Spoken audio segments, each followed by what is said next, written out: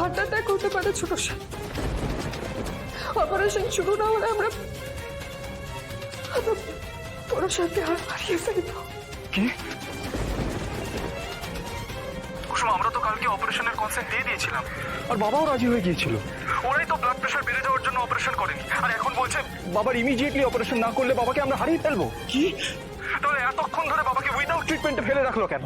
ডাক্তাররা বলছেন যে অপারেশনটা এখন করা খুবই ঝুঁকির ব্যাপার ছোট সাহেব।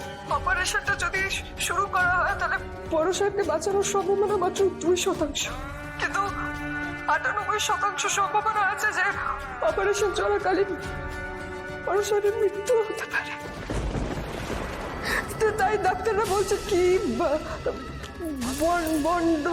বন্ড কাগজ আছে সেটা সই করতে হবে, আর তার জন্য দেবীমাকে আসতে হবে। যদি দেবীমা সই না করেন তাহলে অপারেশনটা শুরু হবে না। দাঁড়াও, আমি মায়ের সাথে কথা বলে তোমায় জানাচ্ছি।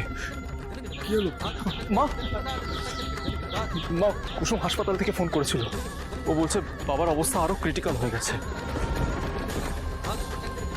রিস্ক থাকলেও ডক্টররা এই মুহূর্তে অপারেশন করতে বলছেন যদি এই মুহূর্তে অপারেশন না করা যায় তাহলে নাকি বাবাকে বাঁচানো সম্ভব হবে না। মা,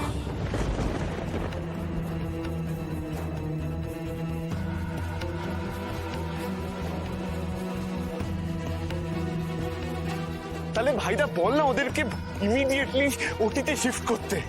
আমরা তো কাল থেকে এটাই বলে যাচ্ছি। কিন্তু ডক্টররা এটাও বলছেন যে এই অপারেশনের সাকসেস রেট মাত্র 2%। ম্যাক্সিমাম চান্সেস আছে আমরা হয়তো অপারেশন টেবিলেই বাবাকে। আমি বুঝতে পারছি না মা। এরকম কিচ্ছু হবে না, কিচ্ছু না। আমি রাজের জন্য ব্রত পালন করছি, কিচ্ছু হবে না। মনে রাখবেন মা, মাঝপথে কিন্তু এই ব্রত ছেড়ে দেওয়া যাবে না। একবার ব্রত ভেঙে গেলে কিন্তু সর্বনাশ হয়ে যাবে। কোথাও যাব না, আমি কোথাও যাব না, বললাম না। যে কোনো মূল্যে আমি এই ব্রত পালন করবো, সম্পূর্ণ করবো না।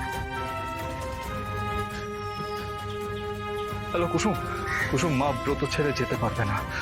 এই মুহূর্তে তোমাকেই কিছু একটা ব্যবস্থা করতে হবে।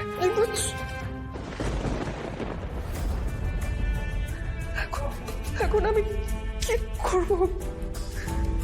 দেবীমা যদি না আসে তাহলে কাগজে সই হবে না, সই না হলে অপারেশন শুরু হবে না।